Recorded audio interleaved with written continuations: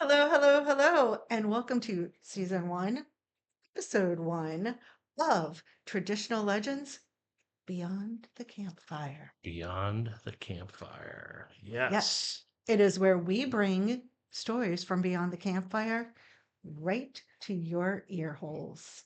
Yeah, And I'm John, I'm Brandy. and we're at Boxwood House in Romney, West Virginia, bringing to you traditional legends beyond the campfire.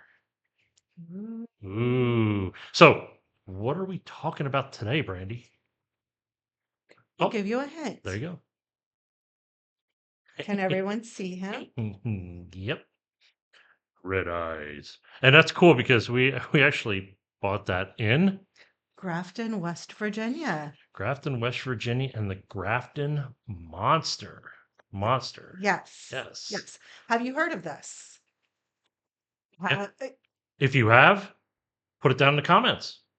We Tell want us to hear about it. it. Yeah, we want to hear it. We want to hear about your experiences in, by God, Mhm. West Virginia, because, there is so much really cool stuff. This is the cryptid capital. I don't know if that's an official title, but it's what I'm calling it. Yeah, well, you being out in Appalachia country, and we're Yep. talking, we're talking Yeah. mountains, mountains, mountains. I could not ask for a better spooky location than West Virginia.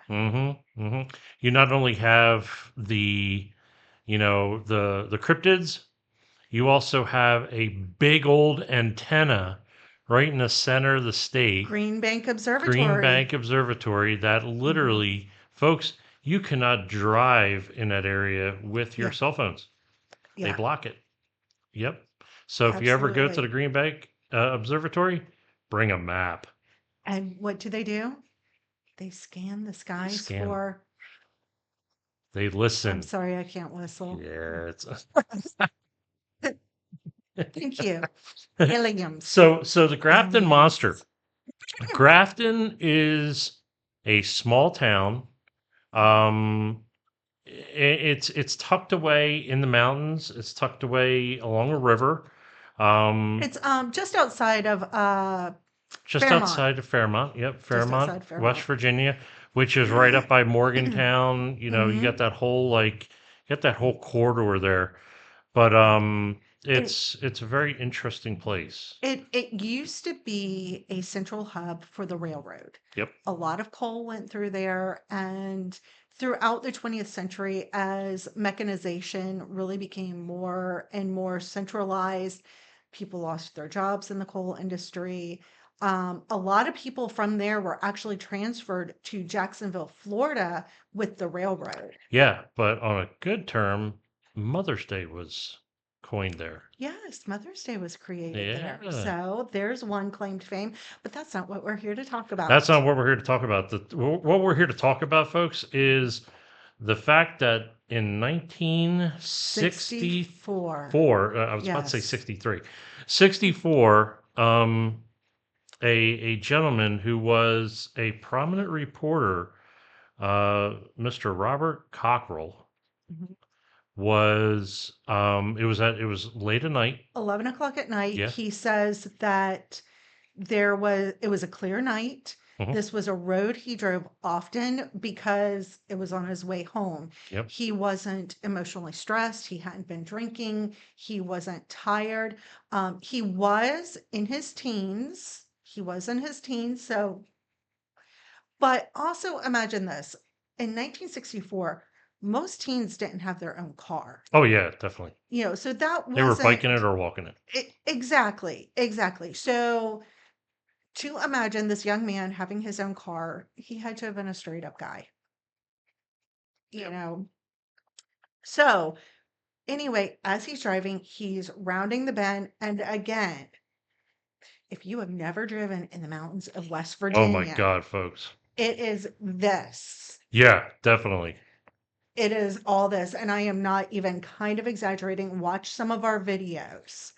We have taken some rolls. Up, down, left, right, BA, Yeah. select, start, that whole thing, Now, when you're driving a car in 1964, you didn't have automatic steering. Mm-hmm. So I'm turning, and you had to use your muscle. Yeah. So you had to be focused. That's my point. Yeah, and at the time there was no staring at the cell phones, or half the time it wasn't even the radio. So That's true. That's true. yeah, And gosh, I don't even know if they had frequency in that yeah, area. Can't use your phones. yeah. In that area, folks, because Yeah. Brandy was like frequency. It's like, oh, frequency is back in the but no, this place, Yeah. yeah, it's around mountains, and You're deep. you're You're deep. deep. Yep. Yeah. So anyway, as he's driving home, he noticed on the side of the road this white hulking figure, 7 to 9 feet tall, um, 4 feet wide. Now, this was made through printing, Yeah, it's pretty but cool. You it's really it's a cool. tinker thing. Yeah. But it wasn't gray, it was white with seal-like skin. Mhm. And as any normal human being would do, he wanted to just hit the gas, go home, and lock the doors. Exactly. Exactly. Then you know, he comes in, he submits it to his editor, and his editor's like, no, this isn't gonna work. No, no, we don't want this. E- Even though he had gathered a couple friends, they went back, they searched for an hour, they found no footprints, nothing. But according to him, there on the riverbank, the grass was kind of mashed down, Mhm. you know, and they kept hearing this whistling sound. And y'all know, if Mm, you were in the Appalachians and you hear something whistling at night, no, you didn't. No. yes. Yeah, that's another whole other podcast episode we can discuss. Yes. Because that is beyond interesting to Mm. myself too. It's really wild, the uh the Well, whistlers and everything like that. lucky for everybody else, I wrote a blog on it. Yep, yep. The Which, Appalachian but Whistler. we'll get into that discussion later in the episodes, because this is a new season, folks. We got some really cool, discussions coming up. A little giddy right now, Yeah, so just stay we with would love us. to hear from you Stay too. with us. We would love to hear from you guys, especially around the West Virginia area. If you've seen Squatch, if you've Hey, seen Mothman, jeez. and if we can, we'll go check it out. We will come to the location Yep, and check it yep, out yep. if we are able. So anyway, 1964, this guy, he sees these big old monster, and then he writes a story about it, and it gradually becomes a thing. It becomes a story, and this is right around the time of Mothman. Right, Mothman. It's also, interestingly enough, in June, also of that same year, in I think it was like Michigan, Okay. another monster was found Hmm. similarly. And the news reports, newspaper, they were actually comparing the two. Interesting. And actually, there were search parties of teenagers, adults, things like that. I mean, it's 1964 in the mountains of West Virginia. What else are you going to do? Right. Right. You're going to go monster Now, hunting. folks, you have to think about this way too. Okay, this is 64. There's flying vehicles and stuff like that. Yes, helicopters, stuff like that. But the thing of it is you're talking about, if this is possible UFO technology, like UFO dropping off their dog or something like that for a walk or something. They could go anywhere within days, minutes, hours. So, Right. you got that person in Michigan Right. that Right. saw similar monster like characteristics. It could very well be possible. Something similar. Now, people actually started coming out and saying, "Yes, I've seen the monster. I've had an experience." Yes. Now, Mr. Cockrell, to his credit, he said flat out, "Look, some of them I didn't believe them. I just didn't believe them. Some of them, the story matched exactly, and they did seem credible." Mhm. Now, I did come across Mr. Cockrell's obituary. Okay. He gained no fame from this. And from all accounts, he was a stand-up guy. Yeah. He married his high school sweetheart and they were together for 55 years. Wow. 55 years. Yeah, so I mean, this isn't I mean, if he was a kook or a liar or whatever, no woman's going to put up with But that. locally, folks, it has come to quote unquote fame. You know, Yes. they have a museum there. Unfortunately, we couldn't find it when we were there. But they do have a festival every June, Every so June. that's pretty cool. Let's see. Processing. And what also came to fame was the Grafton Monster being put into a famous video game called Fallout. And let I me tell you, think folks, I mean, that I, I, just I think so. Yeah, I sounds think there's this sounds whole a like little show coming familiar. out too, What? season two. You know, With but Uncle Baby Billy? yeah, Uncle Baby Billy, that's it. Okay. But yeah, Fallout. I remember playing Fallout. Fallout's an awesome Mhm. game. Mountain Fall Monsters Mountain Monsters have came come out across it. there.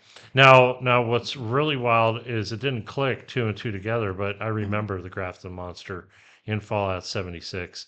But Okay. it didn't really click being so Right. close to West Virginia Exactly. that oh my God, that was it. But West Virginia is based on Fallout 76. And it's like you can drive through this place and go, wow. Right. You can go through Harper's Ferry, which we Yep. have, Oh yeah. and see these actual places that were in Game. Fallout, Yep. that were in the game. Um, but here's the thing, what are they?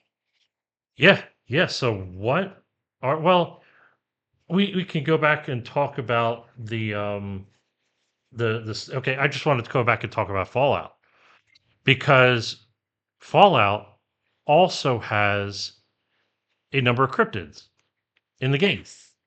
No They have wonder they'd be in West Virginia. yeah, so but when going through and reviewing what these cryptids were, it's like some of them are, some of them aren't West Virginian. So you have Mothman. Like, come on, people, come on, Mothman. It's like a whole movie. Um, Point Pleasant, awesome place, love it. So then you have the Wendigo.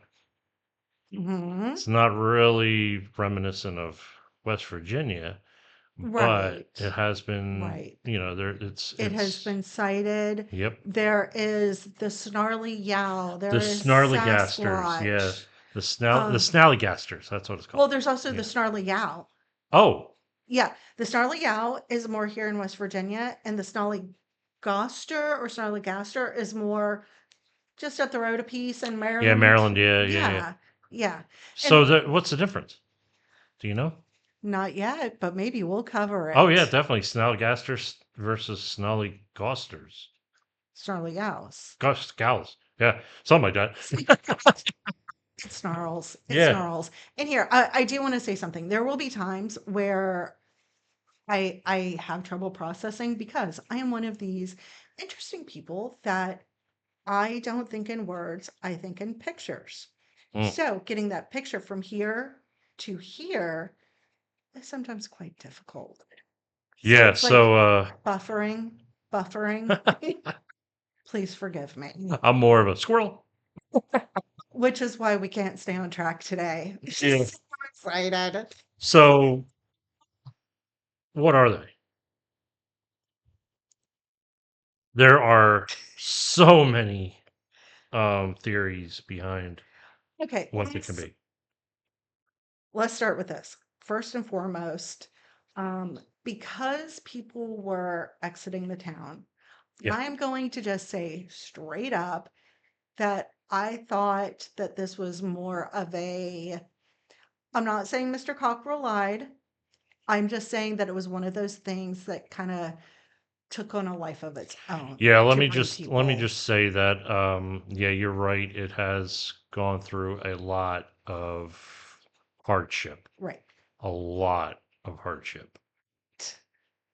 But Mhm. being in Appalachia, the fact that they were automating the coal mines, for example, Yep. which meant that they could go deeper. You don't know what they got into. You don't know what may or may not live within the mountains. I mean, could this have been some sort of underground Sasquatch type thing? Um, And that goes As to, it could be elemental it in could be nature. elemental, Yep. elemental in nature, interdimensional. Yep. As Mr. Gray Baker, I believe that was his name, said that this could be linked to aliens. Yeah. Gray Baker is synonymous with the Flatwoods Monster. Hmm. Another one that was actually right down, probably about an hour down south Hmm. in Staunton and Sutton. Sutton. I'm sorry, The Sutton. Sutton, well, the Sutton Flatwoods Yeah, I'm thinking area. Staunton. I'm thinking Virginia. Yeah. So Sutton, and then like right around that area Right. too was a lot of Sasquatch sightings Right. too. But here's where the story gets even more interesting. Being a folklore historian, I had to do my due diligence. Mhm. And I started looking it up. Are there other creatures out there? Now, going back to the first century, both Herodotus, the father of history, Okay. okay, and Pliny, Pliny the Younger. Pliny the Younger, Yep. both of them recorded in their histories about a tribe of headless men called the Blemmies. Mm. Pliny the Younger's got an awesome ghost story, by the way. One of the Yes. first. So here's the thing, these beings had no head, but their faces were on their chest. Hmm. And then you have, for example, the yokai in Japan, Yep. which is a group of gods, so to speak. And one of them can remove her head, and the head goes out at night. There's a similar vampiric-like creature out of the Philippines, Mhm. and it's the same thing. The head detaches from the body and goes out like seeking blood at night. Then you have stories of the headless horseman. Yep. So there is precedent within folklore. There is precedent for a headless creature. So that could be one of the things. The other could be alien species dropping off their dog for a walk. I know that's your favorite for the I love it. Sasquatch. I love it. It's like, well, Sasquatch too. Yeah, it's like, well, I think Sasquatch is either a pet or a species of interdimensional or alien beings. Well, we'll have to dive into local Sasquatches. As a matter of fact, there's one here in our own county Yesums, report. right down the street there. Right. Now, within folklore, headless beings often carry themes of death, revenge, Yes. the past appearing to the living, so to speak. So there are folkloric themes that encompass such things. But we would be remiss if we didn't mention that Mr. Cockrell, on the 50th anniversary, Yep. did give an interview. Now, what he says is that he reported on what he believed that he saw. Yeah. Okay. But at the time, there was a young man who rode his bike everywhere. And he usually rode his bike down that river road. So he theorizes that perhaps this young man had a bunch of boxes on the back of the bike. Yeah. Could possibly. And so what he saw was this person riding down the road. It was not a lie. He honestly believed what he was seeing was this monster. And I respect that. However, I do want to say that still wouldn't account for the grass being smushed down, nor Yeah. would it account for the whistling sound. That's true. Yeah, because it's it's so wild, and this is coming from a hypothetical, healthy skeptical point of view. Okay, and these are questions that you can ask in any visual sighting or anything like that. It's like, oh, I just saw Sasquatch, but did I? You know, Right. So at the end of the day, they're good. They're really good eyewitness accounts. And actually, this goes upon anything like witness related. Mhm. You could say you saw a jet go by, but was that a jet? Are you Or was sure it a of it? UFO? Or was it a Or UFO? was it a bird or a Yeah, plane? or a bird. Yeah, because Or there's was some it birds that. Superman? So yeah, this is something really. Now we can go back to interdimensional Mhm.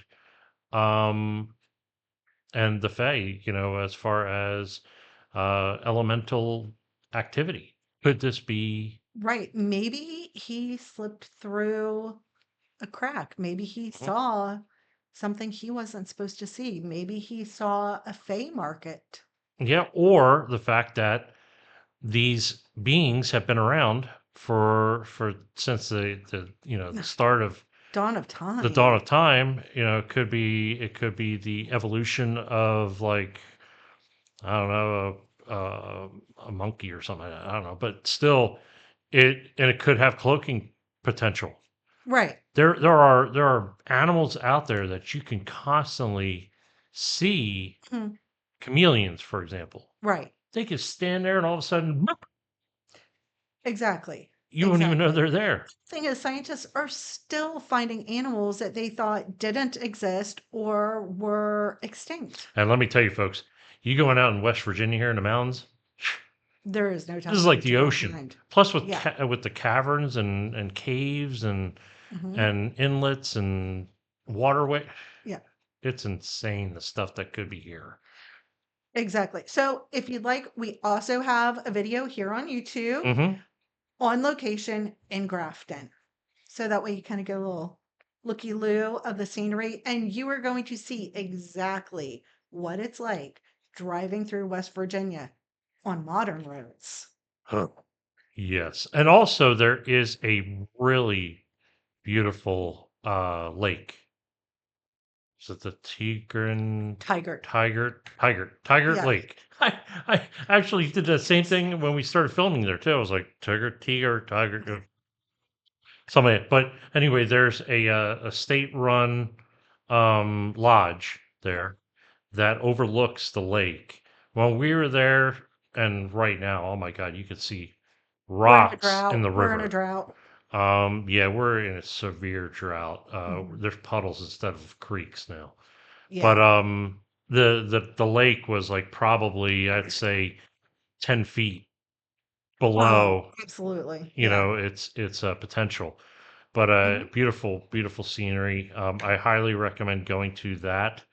Oh, yeah. You can get, if you're coming down from Pennsylvania, you go right into Fairmount there, and then right across into Grafton.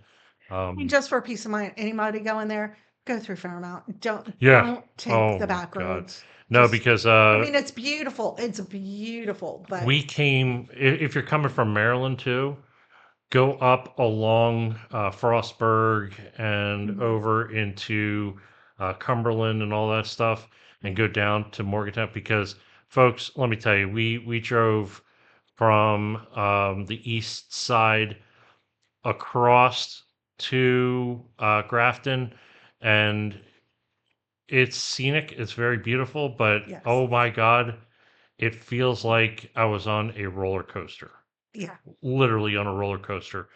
If you haven't driven in the mountains, folks, that is the Daytona 500 of mountain driving right there, Yeah. because you will literally hit hang turns that Oh, are yeah. literally, I'm not joking, like 180 turns. Mhm. Like, you will go down and cut right back.